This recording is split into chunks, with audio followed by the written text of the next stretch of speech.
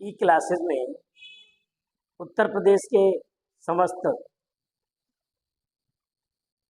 High school UP board के जो छात्र हैं उनका स्वागत है। बच्चों, हम हाई स्कूल के गणित की बहुपद की प्रश्नावली 2C सॉल्व करा रहे हैं। पिछले वीडियोस में कल हमने आपको क्वेश्चन नंबर 1 का फर्स्ट और क्वेश्चन नंबर 2 सॉल्व कराए थे।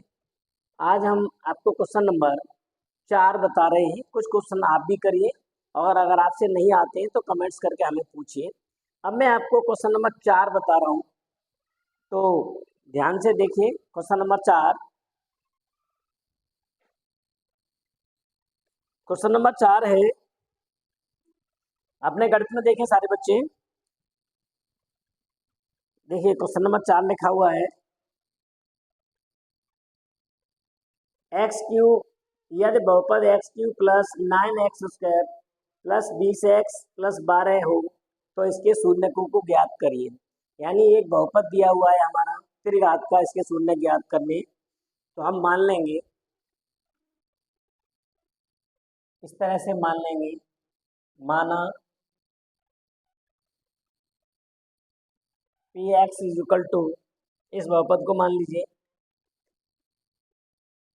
X cube plus 9x square, x cube plus 9x square plus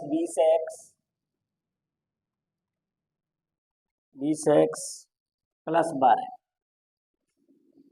check कर लें एक बार, देखिए x cube plus 9x square plus 20x plus 12। बच्चों, हमें इसके शून्य ज्ञात करने, हमें इस बहुपद के शून्य ज्ञात करने। तो हम यहाँ देख रहे हैं ये हमारा त्रिघात बहुपद है। ये जब त्रिघात बहुपद है तो इसके शून्य ज्ञात करने के लिए हम द्विघात वाले समीकरण का प्रयोग नहीं कर सकते। यहाँ त्रिघात है तो समझ लीजिए, तमाम सारे टीचर्स आपको तरह तरह से सिखाते हैं। मैं आपको एक मेथड बता रहा हूँ। अगर हमारा त्रिघात बहुपद दिया गया है, देख रहे हैं x cube plus 9x square plus 20x plus 12, तो हम इसके शून्य कैसे ज्ञात करें। ध्यान रखिए, चूंकि ये त्रिघात है तो इसके 3 शून्य निकलेंगे, अल्फा बीटा गामा।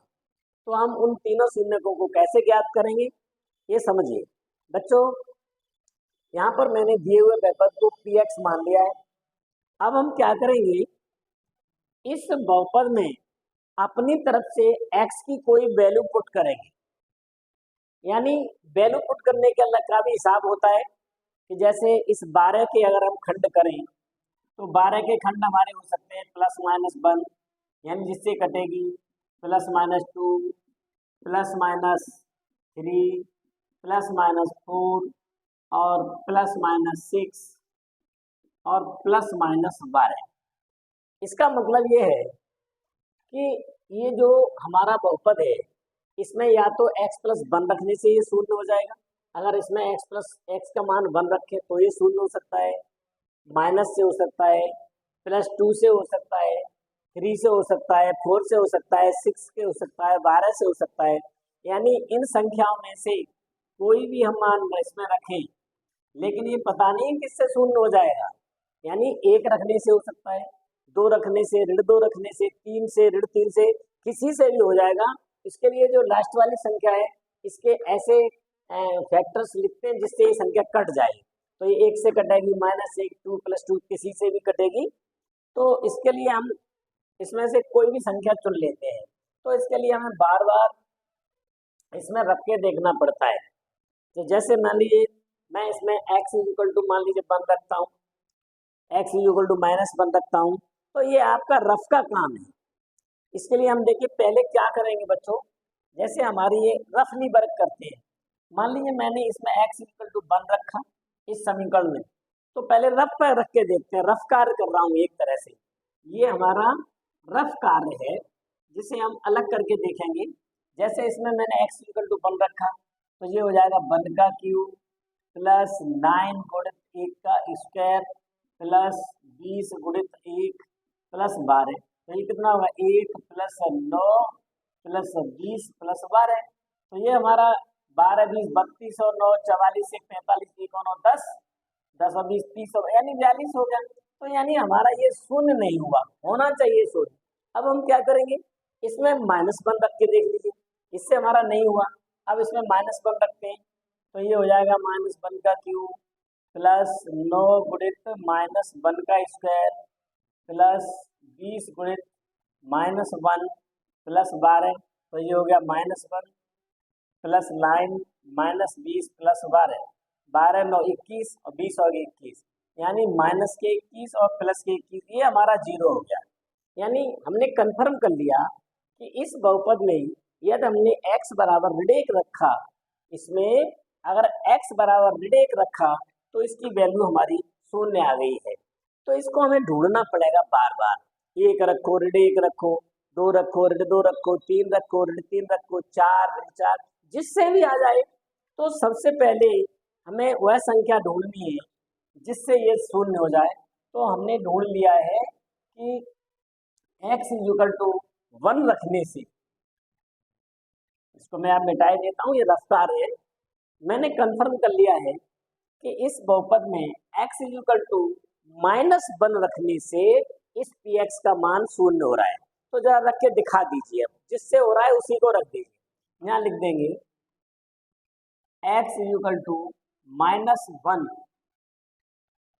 रखने पर क्या हो जाएगा, p-1, यहाँ मैंने x की जगह -1 रख दिया, इक्वल टू इस x की जगह रखा मैंने -1 की घात 3 प्लस 9 गुणित -1 के ऊपर स्क्वायर प्लस ये आ गए हमारे 20 गुणित 1 प्लस 12। यहाँ मैं इसके 2 भाग किए दे रहा हूँ फिलहाल में, लंबा क्वेश्चन होगा ये।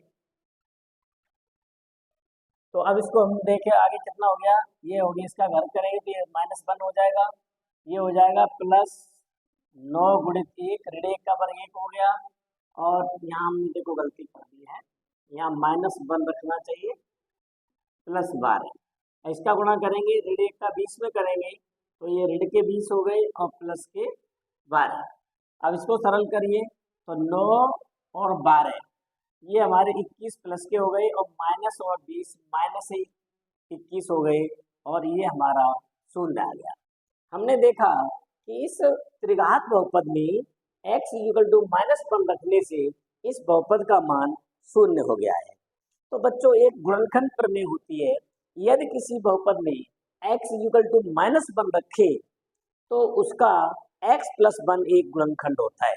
यानी एक हमारी गुणनखंड प्रमेय आपने पढ़ी हो, निकल गई है कि जैसे x हमारा कोई, जैसे ax + by कोई भी बहुपद है, अगर इसमें मान लीजिए x = हमने -1 रखा है तो इसका x + 1 एक गुणनखंड होता है। ये बहुपद है, ये गुणनखंड प्रमेय होता है कि यदि किसी बहुपद में, समझ लीजिए यदि किसी बहुपद में x = -1 रखें, अब कॉमन में ले सकते हैं गुणनखंड प्रमेय को, यूं समझ लीजिए कि जैसे px हमारा कोई बहुपद है, ठीक है, इसमें मैंने x = a रखा, क्या रखा, x = a, समझ लीजिए एक रखने पर मान लीजिए px बराबर हमारा शून्य आ गया, क्या आ गया, शून्य। तो x - a इस बहुपद का एक गुणनखंड होता है। ये हमारी बहुपद ये गुणनखंड प्रमेय है। यदि किसी बहुपद में x = a रखें और उस बहुपद का मान शून्य हो जाए तो x - a उसका गुणनखंड होता है। और यदि x = -a रखें और उसका मान इसका शून्य हो जाए तो फिर हमारा x + a उसका गुणनखंड होता है। ये हमारी गुणनखंड प्रमेय है। तो इसी गुणनखंड प्रमेय का हम प्रयोग करके इस सवाल को करेंगे। तो यहाँ पर देखिए हमने x = -1 रखा और इसका मान शून्य हो गया है, तो समझ लीजिए x + 1 इसका गुणनखंड होगा। तो यहाँ लिख देंगे गुणनखंड प्रमेय की सहायता से, गुणनखंड प्रमेय के आधार पर, या ये आधार पर लिख दीजिए, के आधार पर, यहाँ लिख दीजिए अतः,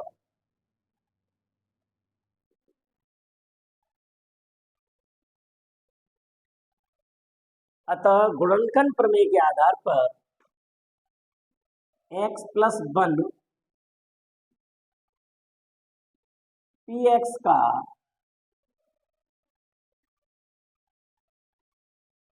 एक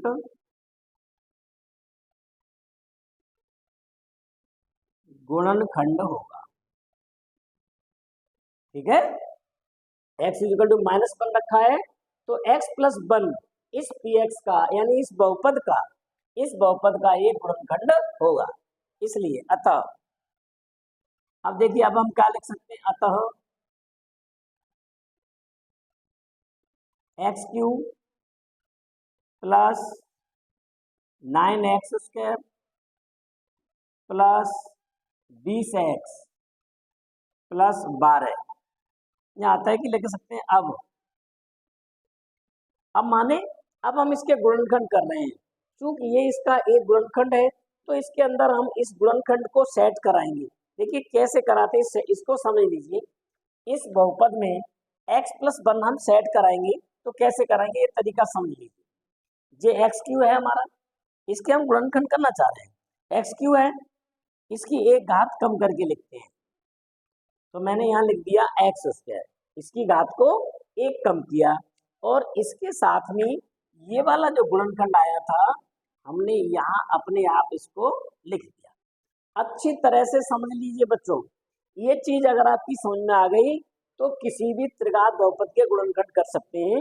मैंने इसकी एक घात को कम किया, 3 की जगह 2 लिखा, और ये जो गुणनखंड था इसके साथ में लिखा। अब देखिए, इसका इसमें गुणा करेंगे तो x³ ये हमारा आ रहा है, इसका मैंने इसमें गुणा किया तो 1x² आ गया।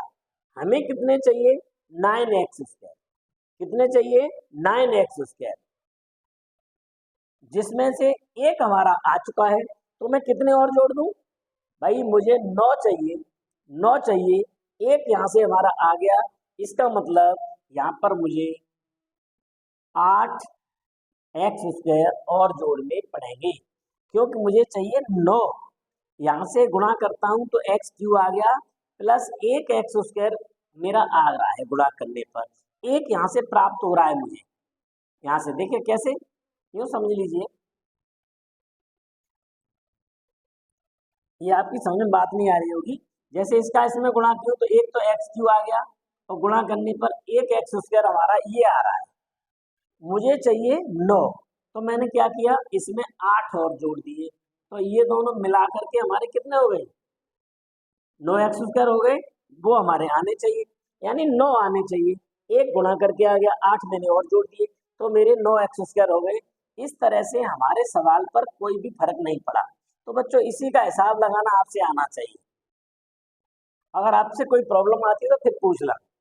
तो 9 आ गए। अब देखिए आगे 20x, यहाँ पूरा उतार दीजिए, प्लस 20x + 12।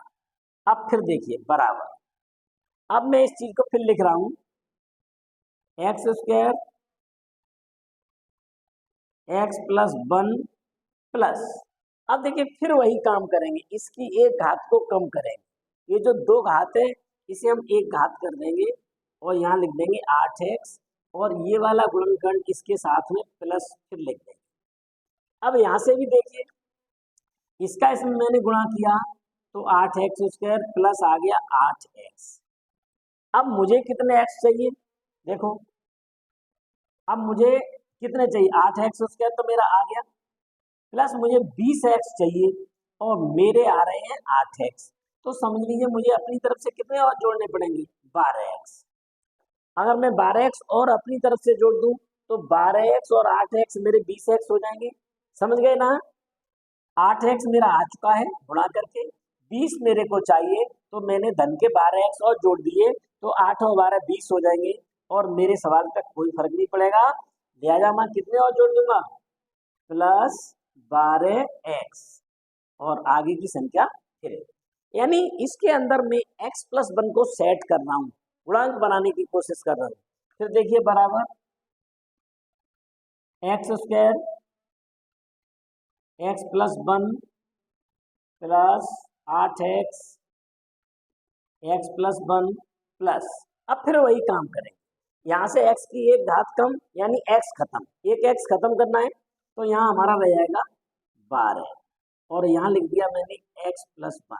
अब देखिए मैंने इसका गुणा किया तो 12x आ गया और प्लस 12, यानी इसका इसमें गुणा करने पर ये हमारी दोनों चीजें आ गई हैं, 12x भी आ गया प्लस 12, अर्थात लास्ट में हमें इसमें कुछ भी जोड़ना नहीं पड़ा ना घटाना पड़ा, क्योंकि गुणा करने से 12x भी आ गया प्लस 12 भी आ गया।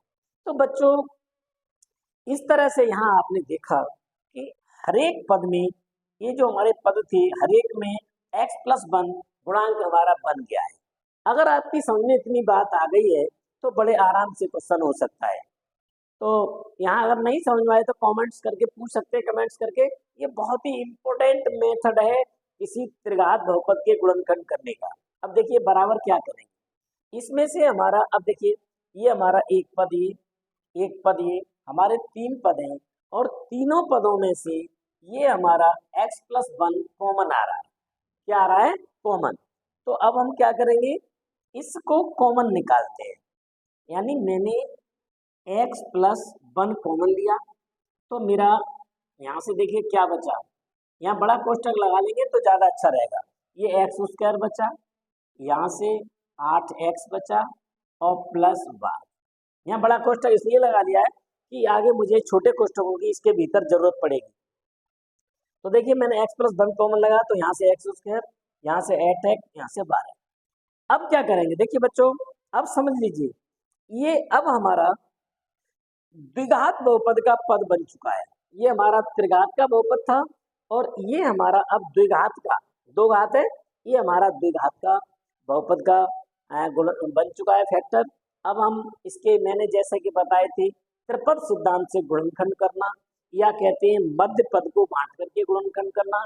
ये पिछले सवालों में मैं आपको बहुत अच्छी तरह से बता चुका हूँ कि इसके शून्य प्राप्त करने के लिए इसके गुणनखंड करते हैं। इसे कहते हैं मध्य पद को बांट लीजिए या त्रिपद सिद्धांत को करके हिसाब से। ये मैं पिछले वीडियोज में आपको बहुत अच्छी तरह समझा चुका हूँ। तो बच्चों गणित पढ़ने के लिए आपको चाहिए हमारे पुराने जितने भी बहुपद के वीडियोज हैं उनको बड़ी अच्छी तरह से समझिए, सारे वीडियोज को देखिए, तभी आप सफल हो सकते हैं। अब बच्चों मैं इसके गुणनखंड करूंगा तो क्या करूंगा, देखिए x प्लस 1 ये आ गया। अब यहाँ पर मुझे 12 के, इस 12 की, ये जो 12 है इसके ऐसे दो गुणनखंड करने हैं कि उनका योग अथवा अंतर 8 आ जाए। तो देखिए 12 को मैं क्या लिख सकता हूँ, देखो 12 को कई तरह से लिख सकते हैं, 12 गुणा 1, 6 गुणा 2, 4 गुणा 3, इतनी तरह से लिख सकते हैं, 3 तरह से। अब इन तीनों गुणनखंडों में से सही कौन सा है, मुझे ऐसे दो गुणनखंड चाहिए 12 के जिनको जोड़ करके या घटा करके 8 आ जाए। देखो इसको मैं पहले को चेक करूं तो मैं 12 और 1 जोड़ूंगा तो 13 हो जाएंगे, घटाऊंगा तो 11 हो जाएंगे, इसका मतलब ये हमारा सही नहीं। अब जरा यहाँ पर आ जाइए, 6 2 को जोड़ूंगा तो 8 हो जाएंगे, ये बिल्कुल सही है, यानी 6 2 जोड़ने से हमारा 8 आ रहा है। इसका मतलब 12 के 6 और 2 ये गुणनखंड इस सवाल को करने के लिए बिल्कुल सही है। तो मैंने दो फैक्टर चुने, 6 और 2। तो आप देखिए क्या लिखेंगे यहाँ पर, त्रिपद सिद्धांत से गुणनखंड करने का तरीका 8, 8 को मैंने लिख दिया 6 धन 2 और यहाँ लिखा x धन 12 बराबर x प्लस 1, यहाँ से इसको एक्स स्क्वायर प्लस एक्स का इसमें गुणा कर दीजिए, 6x प्लस 2x प्लस 1 बराबर x प्लस 1, यहाँ से हमने x कॉमन लिया तो x प्लस x कॉमन ले रहे हैं तो x प्लस 6 प्लस 2 कॉमन लिया तो x प्लस 6 यहाँ से बच्चों देखिए मैंने x कॉमन लिया तो x आ गया, यहाँ से x बचा, यहाँ से 6, इन दोनों में से मैंने 2 कॉमन लिया तो x और 2 छिक्के 12। अब इसको आगे लिखते हैं बराबर x प्लस 1। अब हम कोष्टक के भीतर यहाँ से देखो ये x प्लस 6 इसको कॉमन लेते हैं। हमने यहाँ से x प्लस 6 कॉमन लिया तो यहाँ से बचा हमारा x प्लस 2, ये हमने यहाँ से कॉमन निकाल दिए। अब बच्चों क्या करेंगे बराबर x प्लस 1 और इस कोष्टक को हटा दीजिए, यहाँ लिख दीजिए x प्लस 2, पहले लिख दो कोई दिक्कत नहीं है, और यहाँ लिख दीजिए x प्लस 6। तो इस तरह से बच्चों हमारा ये जो बहुपद है इसके ये गुणनखंड आ गए। अब हम लिख सकते हैं इम्प्लाइज दैट, मैं लिख दूं या यहाँ लिख दीजिए अतः px is equal to x plus 1, x plus 2 और x प्लस 6, ये हमारे इसके गुणनखंड हो गए। अब बच्चों जब किसी ये बहुपद के गुणनखंड हैं, अगर मुझे इसके शून्य ज्ञात करने हैं तो चूंकि शून्य किसी बहुपद को शून्य कर देते हैं, इसलिए इससे हम तीनों बहुपदों को हम शून्य के बराबर मानेंगे। इसमें या तो ये 0 है या ये 0 या ये 0, सभी 0 आ सकता है। तो मैं इसको पहले क्या करूँगा, शून्यकों के लिए इस बहुपद को शून्य के बराबर मानूंगा। यहाँ लिख देंगे हम शून्य ज्ञात करने के लिए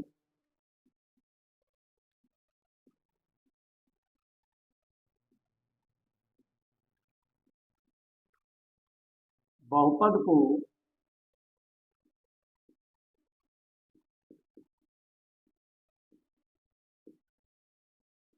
शून्य के बराबर करने पर, यानी शून्य ज्ञात करने के लिए बहुपद को हम शून्य के बराबर कर देंगे, अर्थात इसका मान शून्य हो जाएगा है, अर्थात px इज इक्वल टू मैंने कर दिया शून्य और px की जगह पर मैं गुणनखंड लेके दे रहा हूँ, implies that x plus 1, x plus 2 और x प्लस 6 बराबर 0। यहाँ पर बच्चों आप अच्छी तरह समझ लीजिए, अब हमारे 3 गुणनखंड हो गए, 1 2 3, 1 2 3। इन तीनों गुणनखंडों का गुणा करने पर शून्य आ रहा है। इसका मतलब या तो ये गुणनखंड 0 है या ये 0 है या ये 0 है या सब 0 है, हमें पता नहीं है। तो इस बात को बहुत अच्छी तरह हमें समझ लेना चाहिए। कोई भी 3 संख्याएं हों, जैसे कोई भी 3 संख्याएं a गुणित b गुणित c, इनका मान अगर 0 है तो समझिए या तो a 0 होगा या b 0 या c 0। जब तक इनमें से कोई कम से कम एक 0 नहीं है, 3 संख्याओं का गुणा 0 कभी नहीं हो सकता है। पर हमें पता नहीं है, इसलिए हम क्या करते हैं, ये भी 3 संख्याएं 1 2 3, 3 पद हैं, इनका गुणा 0 है, तो इसमें से कोई भी एक 0 होगा, ये 0 ये 0 यह 0 या सब 0, तो हमें पता तो है नहीं, इसलिए हम क्या करेंगे, सबको 0 के बराबर मानते जाएंगे।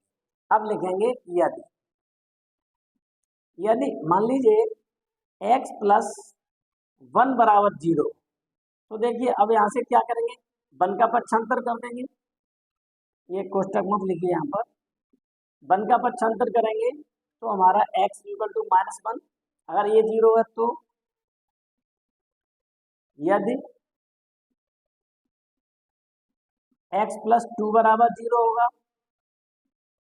तो हमारा आ जाएगा x इक्वल टू -2। यदि x प्लस 6 बराबर 0 है तो आ जाएगा x इक्वल टू -6 है। तो हम कह सकते हैं अतः हमारे x के 3 मान आ गए, x इक्वल टू हमारा आ गया -1 या -2 या -6। तो बच्चों ये जो हमारे x के मान आए हैं, इन्हीं मानों को हम इस बहुपद के शून्यक कहते हैं। जो x की वैल्यू निकलती है इन्हें हम शून्यक कहते हैं। अब हमको उत्तर लिख देना चाहिए स्पष्ट करके, तो हम यहाँ लिख सकते हैं, उत्तर लिख देंगे, अतः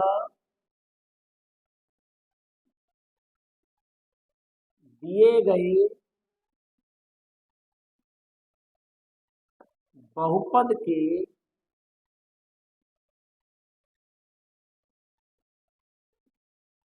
शून्य क्या आगे लिख दीजिए, बहुपद के शून्य बराबर कौन कौन से हुए, एक तो -1 कॉमा -2 कॉमा -6 -6, ये हमारा आंसर हो गया, ये हमारा आंसर है, ये ही हमारा क्या हो गया, आंसर। तो बच्चों इस तरह से हमारे इस बहुपद के हमें शून्यक प्राप्त हो गए हैं। तो इसको एक बार मैं फिर समझाई दे रहा हूँ। सबसे पहले हम बहुपद को px के बराबर मान लेंगे, फिर अपनी तरफ से x की कोई वैल्यू रखेंगे, जैसे मैंने x -1 रखा है, उसको रखने से यदि इसका मान 0 हो जाता है तो गुणनखंड प्रमेय के आधार पर यदि x -1 रखा है तो x + 1 इसका गुणनखंड हो जाएगा। इसके बाद हम इस बहुपद को दोबारा से लिखेंगे, या एक घात कम करके इसके साथ में गुणा करके लिखते जाएंगे। जैसे इसको किया तो ये हमारा x³ और प्लस यहाँ हमारा 1x² आ गया, मुझे 20 चाहिए तो मैंने 8x² अपनी तरफ से जोड़े, तो +20x + 12। इसी तरह से मैंने अब इसकी एक घात कम कर दी, इसका इसमें गुणा किया तो 1x² आ गया, प्लस के 8x चाहिए, मुझे 20 चाहिए तो 12 मैंने जोड़ दिया। इसके बाद इसको यूं ही लिखा, यहाँ आकर के मैंने 1x किया 12 और यहाँ x + 1 और इसका गुणा किया तो 12x + 12 आ गया। इस तरह से हर एक पद में x + 1 कॉमन बन गया, इसे मैंने कॉमन निकाल दिया, तो इसको कॉमन लेने से ये हमारा द्विघात बहुपद आ गया। और द्विघात बहुपद को मैंने मध्य पद को बांट करके इसके जब मैंने गुणनखंड करे तो मेरे पास 3 गुणनखंड आ गए, x + 1 x + 2 और x + 6। अब मैंने इसका मतलब इससे मैंने बहुपद को px माना था, तो मैंने लिख दिया px बराबर ये गुणनखंड आ गए। अब चूंकि मुझे इससे शून्य ज्ञात करनी, तो शून्य ज्ञात करने के लिए बच्चों ये नियम होता है, पहले हम बहुपद को शून्य के बराबर करते हैं, तो मैंने बहुपद को शून्य के बराबर किया, ये गुणनखंड लिख दिए। अब इसका मान 0 तभी हो सकता है यदि ये बराबर 0 तो x का मान, अगर x + 2 बराबर ये आ गया और यदि x + 6 बराबर तो x का मान -6। इस तरह से x के हमारे 3 मान निकल आए, -2 -6 और -1। इसी तरह से ये जो x की वैल्यू होती है इन्हीं को हम शून्य कहते हैं। अतः हम दिए गए बहुपद के शून्य बराबर हो गए -1 -2 और -6। तो बच्चों इस तरह से मैंने आपको ये त्रिपद सिद्धांत के गुणनखंड करना आपको बहुत अच्छी तरह से समझा दिया है। अगर आपकी समझ में कोई बात नहीं आई है तो बच्चों मुझे कमेंट्स करके बताइए, मैं इस क्वेश्चन को दोबारा से फिर समझाऊंगा। जहाँ भी कोई परेशानी आई है तो आप पूछ सकते हैं। और इस तरह से बहुत सारे सवाल मिलते हैं, ये क्वेश्चन परीक्षा में कम से कम 4 नंबर का आता है, इसलिए बहुत अच्छी तरह से समझ लीजिए। त्रिघात बहुपद के जितने भी गुणनखंड के सवाल होंगे, शून्य ज्ञात करने के सवाल होंगे, आप बहुत अच्छी तरह से इसी नियम के आधार पर कर सकते हैं। तो बच्चों यदि आपकी समझ में क्वेश्चन आ गया है तो आप इसे अब नोट कर लीजिए।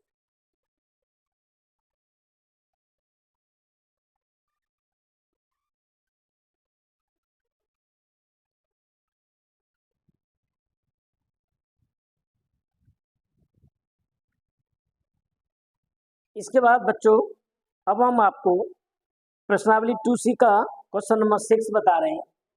क्वेश्चन नंबर 6,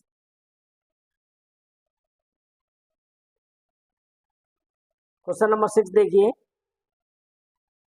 यदि बहुपद, आप अपनी किताबों में देखें, यदि बहुपद px = x³ - 5x² + 2x + 24, px = x³ - 5x² + 2x + 24 के दो शून्यकों का गुणनफल 12 है, तो इसके शून्यकों को ज्ञात करिए। आप अपनी किताब में देखिए 6वां क्वेश्चन इसमें दिया गया है, px दिया है x³ - 5x² - 2x plus 24, x Q minus 5x² minus 2x plus 24 ये दिया है। तथा अब यह लिख दीजिए, यदि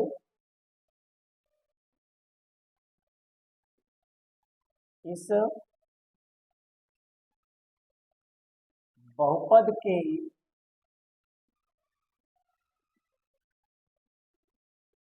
शून्य अल्फा बीटा गामा हो तो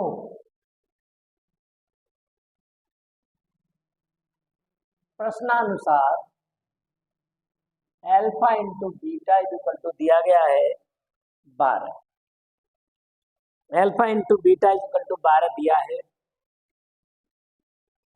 तथा अल्फा तथा हमको शून्य ज्ञात करने हैं, जो मान तथा बहुपद के हमको शून्य ज्ञात करने हैं। अब देखिए बच्चों, इसके शून्य कैसे ज्ञात करेंगे। यहाँ पर हमारा ये बहुपद दिया है x Q minus 5x² plus minus 2x plus 24। यदि इस बहुपद के शून्य में अल्फा बीटा गामा मान लो तो प्रश्नानुसार दिया गया था कि दो बहुपदों का गुणनफल 12 है, तो मैंने मान लिया कि अल्फा इंटू बीटा बराबर 12, क्योंकि उसमें दिया था दो बहुपदों का गुणनफल बराबर 12। तो आप यहाँ चाहें तो आप लिख सकते हैं प्रश्नानुसार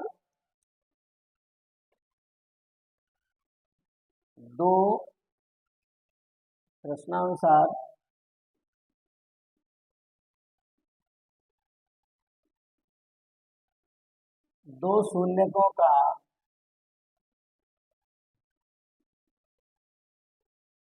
गुणनफल बराबर कितना दिया था 12, दो शून्यों का गुणनफल दिया था 12, अर्थात अथवा मैं यूं लिख सकता हूँ, मैंने शून्य के अल्फा बीटा गामा मान लिए, तो मैं दो शून्य ले रहा हूँ, एक अल्फा एक बीटा, ये मैंने मान लिया 12।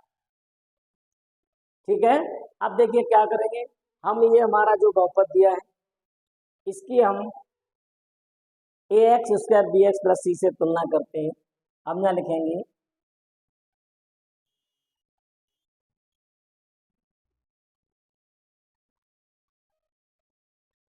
px की ax³ minus 5ax³ minus bx² plus cx plus d, ax³ plus bx² plus cx plus d से तुलना करने पर, यानी ये जो आप देख रहे हैं ये हमारी मानक रूप होता है इस त्रिघात बहुपद का ax³ plus bx² plus cx plus d। तो हम जब इससे तुलना करेंगे तो तुलना करने पर हमारा a का मान 1 हो जाएगा, a इक्वल टू 1, यानी इस x का मान 1 है तो a इक्वल टू 1, b का मान -5 हो जाएगा क्योंकि x का मान -1 है, b इक्वल टू -1 और c इक्वल टू ये हो जाएगा x का गुणा -2 और d इक्वल टू हो जाएगा कॉमन वाली संख्या अर्थात 24। तो तुलना करने पर हमारे a, b, c और d के मान हमको पता लग गए। अब देखिए, अब लिखेंगे हम जानते हैं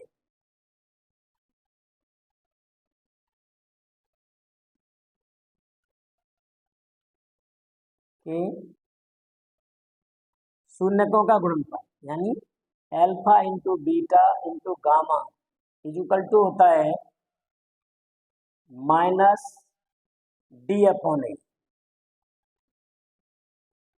माइनस डी अपॉन ए, यानी इसके तीन होते हैं, मैंने उस दिन आपको बताए थे alpha plus beta plus gamma, इसके तीन फॉर्मूले हैं, alpha plus beta plus gamma, यानी मूलकों का योग। ये हमारा होता है माइनस बी अपॉन ए, और alpha beta plus beta gamma plus gamma alpha equal to होता है सी अपॉन ए, और alpha into beta into gamma equal to होता है माइनस बी अपॉन ए। तो मैंने यहाँ से आपका यही ले लिया है, alpha beta gamma minus D upon A. तो अब मैं इसको यहाँ पर ले रहा हूँ, अल्फा बीटा गामा बराबर माइनस डी अपॉन ए। तो जिसमें से देखिए यहाँ रख दीजिए, अल्फा इंटू बीटा का मान 12 दिया है, तो इम्प्लाइज दैट अल्फा बीटा की जगह 12 गुणित gamma equal to d. D का मान कितना है, थोड़ा नीचे लिखते हैं, इम्प्लाइज दैट अल्फा बीटा का मान 12 into gamma equal to d का मान कितना होगा 24, तो माइनस 24, और ए का मान है 1।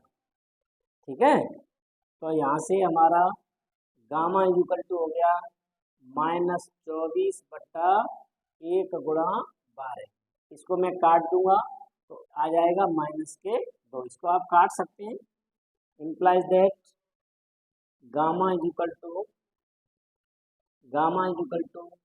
माइनस 24 बट्टा 12, 12 से जे काट दिए 12 बट्टे 24। Implies that gamma equal to आ गया माइनस का 2। तो बच्चों इस तरह से हमारा ये आ गया है गामा इक्वल टू माइनस 2। पुनः इसके बाद देखिए आप ये भी जानते हैं, पुनः अल्फा इंटू बीटा, या पुनः alpha plus beta plus gamma equal to होता है minus b upon a. Implies that alpha gamma का मान हमारा निकल आया है, तो alpha plus beta plus gamma का मान हमारा -2 आ गया है। तो हमने यहाँ रख दिया -2 इक्वल टू बी का मान -5 है, -5 बट्टा ए का मान 1। देखिए बी का मान कितना था -5, वो मैंने यहाँ रख दिया है, तो इक्वल टू ये आ गया, ऋण ऋण धन हो जाएगा, इक्वल टू 5। ठीक है, तो इम्प्लाइज दैट अब यहाँ से alpha plus beta -2 equal to 5। Implies that alpha plus beta equal to आ गया 5 + 2। Implies that alpha plus beta बराबर आ गया 7, यानी अल्फा प्लस बीटा की वैल्यू बच्चों हमारी 7 आ गई। पुनः देखिए अभी हम सूत्र जानते हैं, इसको मैं जानता हूं कि अल्फा माइनस बीटा का होल स्क्वायर इक्वल टू होता है अल्फा प्लस बीटा का whole square -4 alpha into beta. बच्चों ये सूत्र होता है, ये सूत्र ये होता है, अगर आप जानते हो एक फॉर्मूला है, इसको याद कर लें।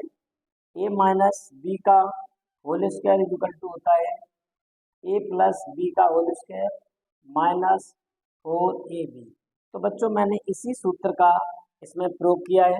यहाँ ए बी की जगह पर अल्फा माइनस अल्फा बीटा दिए हैं, तो अल्फा माइनस बीटा बराबर हो जाएगा अल्फा प्लस बीटा का होल स्क्वायर -4 अल्फा बीटा।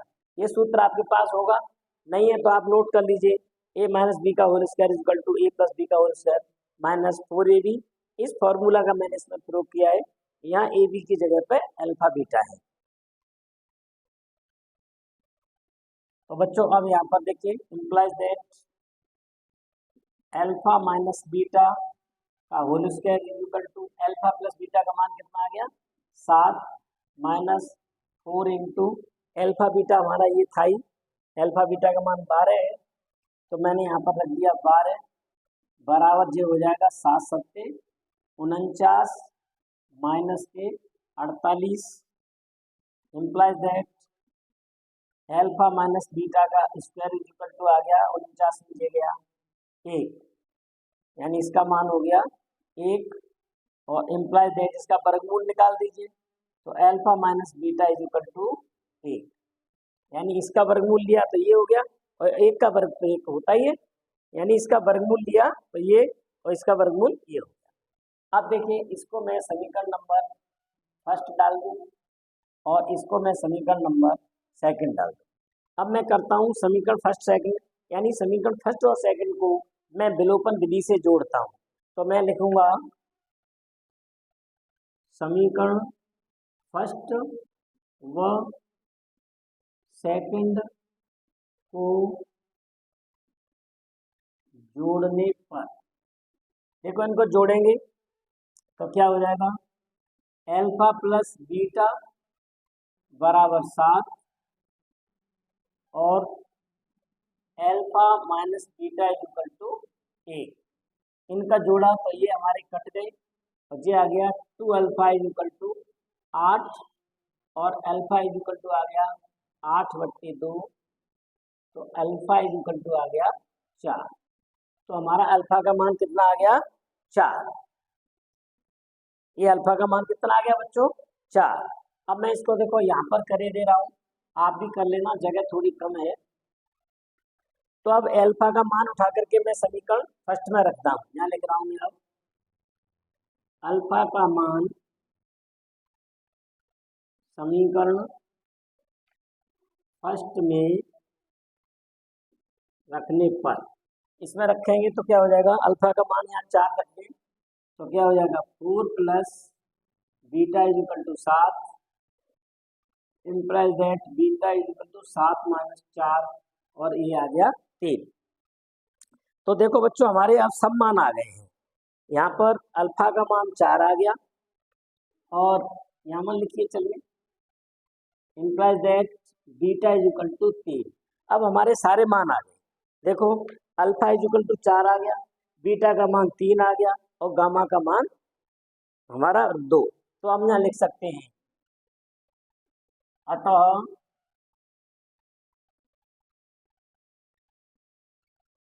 दिए गए बहुपद के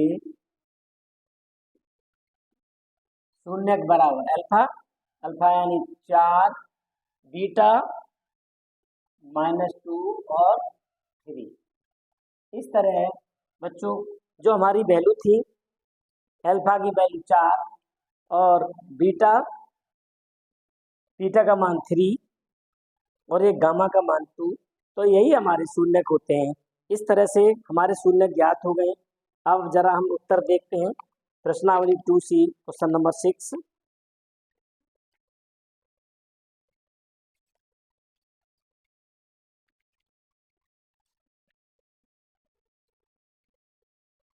ठीक है, हमारे उत्तर 3, 4 और 2, 3, 4 और 2 हमारे आंसर बिल्कुल ठीक आए हैं। तो बच्चों ये हमारे आंसर बिल्कुल ठीक हैं। तो इस तरह से ये प्रश्नावली 2C के मैंने आपको ये क्वेश्चन बताए हैं। शेष 1-2 क्वेश्चन रह गया है, तो इन्हें आप भी करिए। तो बच्चों जब तक आप खुद नहीं करेंगे तब तक कुछ नहीं हो सकता है। अगर मैं सारे क्वेश्चन को सॉल्व कराऊंगा तो भी बात नहीं बनेगी। इसलिए प्यारे बच्चों कुछ क्वेश्चन को आप भी सॉल्व करिए। तो इसी के साथ हमारी प्रश्नावली जो देखिए बच्चों मैं आपको समझा दूं, हमारी बहुपद की जो प्रश्नावली है ये मैंने आपको 2C बता दी है, और इसके बाद जो प्रश्नावली 2D है ये आपका एक तरह से सॉल्व का यानी आपका टेस्ट पेपर है। प्रश्नावली 2D जितने भी 2A 2B 2C कराए थे उसका ये पेपर बनाया गया है, इसको आप खुद सॉल्व करिए। इसके जब तक आप सॉल्व नहीं करेंगे, यानी ये जो विविध प्रश्नावली है ये आपके लिए जांच है, इसमें कोई नई प्रकार का मेथड नहीं है। सभी 2A 2B 2C 2A 2B 2C के ही क्वेश्चन इसमें उसी की टाइप के क्वेश्चन रखे गए, तो इन्हें आप सॉल्व करिए। अगर आपको इस प्रश्नावली में से कोई प्रॉब्लम आती है 2D में से तो मुझे कमेंट्स करके बता सकते हैं, तो इसमें से मैं आपको बताऊंगा। और इसी के साथ बच्चों ये जो हमारा इस गणित का जो बहुपद का चैप्टर था, आज हमारा ये पूरा चैप्टर समाप्त हो गया है। इसके बाद हम आगे आपको अध्याय 3 दो चर वाले रैखिक समीकरण को सॉल्व कराएंगे। आज बहुपद का चैप्टर हमारा खत्म हो चुका है। तो प्यारे बच्चों, मुझे आशा है कि आपको ये क्वेश्चन समझ में आया होगा, तो इसको आप नोट कर लीजिए।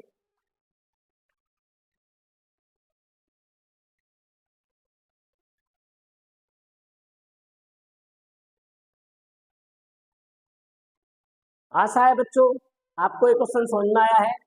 तो हम आपसे एक बात जरूर कहेंगे, यदि आपको हमारे वीडियोज पसंद आते हैं तो बहुत सारे बच्चे इसको लाइक नहीं करते हैं, उन वीडियोज को लाइक करिए। अगर आप लाइक करेंगे तो हम आपको इस गणित को पूरा पढ़ाएंगे। इसलिए जितने वीडियोज आपको पसंद आ रहे हैं तो उनको वीडियोज को लाइक किया करिए, अपने मित्रों में से ज़्यादा शेयर करिए, सबको बताइए कि वो हमारे चैनल से पढ़ें और हमारे साथ पढ़ें। बड़ी आसानी से आप इस गणित को पढ़ सकते हैं, कोई शुल्क नहीं है, कोई ट्यूशन का खर्चा नहीं है, आपको किसी ट्यूशन की कोई आवश्यकता नहीं है। बस मेरे साथ आप गणित पढ़िए तो बड़ी आसानी से आप गणित में अच्छे अंक प्राप्त कर सकते हैं। मैं आपको फिर बता दूं बच्चों, ये मैं अपने चैनल का नाम फिर आपको बता रहा हूँ। जिन बच्चों के पास चैनल का नाम नहीं है तो वो मेरे चैनल के नाम को नोट कर लें। मेरे चैनल का नाम है ई क्लासेस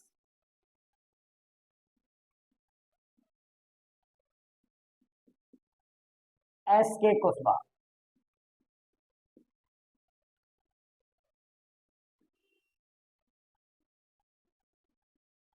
ये हमारा चैनल है, इसे आप अपने YouTube पर सर्च करिए और इसको आप सब्सक्राइब करिए चैनल को। अगर आप हमारे चैनल को सब्सक्राइब करते हैं तो जब भी हम गणित के कोई भी क्वेश्चन सॉल्व कराएंगे तो आपके पास सबसे पहले वीडियोस पहुंचेगा, आपको लाभ मिल सकता है। और बच्चों एक बात ध्यान रखिए, जब भी आप गणित पढ़ें तो एकांत में बैठिए और वीडियोस को रोक करके आसानी से देखिए और समझिए, और फिर साथ ही साथ नोट्स करिए। अगर कोई परेशानी आती है तो कमेंट्स करके हमें बताइए। तो बच्चों आज का वीडियो, आज का लेसन यही समाप्त करते हैं। आशा है आपकी समझ में आएगा और ज़्यादा से ज़्यादा बच्चों को आप इसको शेयर करेंगे, व्हाट्सएप से उनको बताएंगे कि वो भी हमारे साथ पढ़ें। ई क्लासेस SK कुशवाहा इसकी कक्षाओं को लें, इन कक्षाओं में भाग लें ताकि आप अच्छे अंक प्राप्त कर सकें। बाय बच्चों।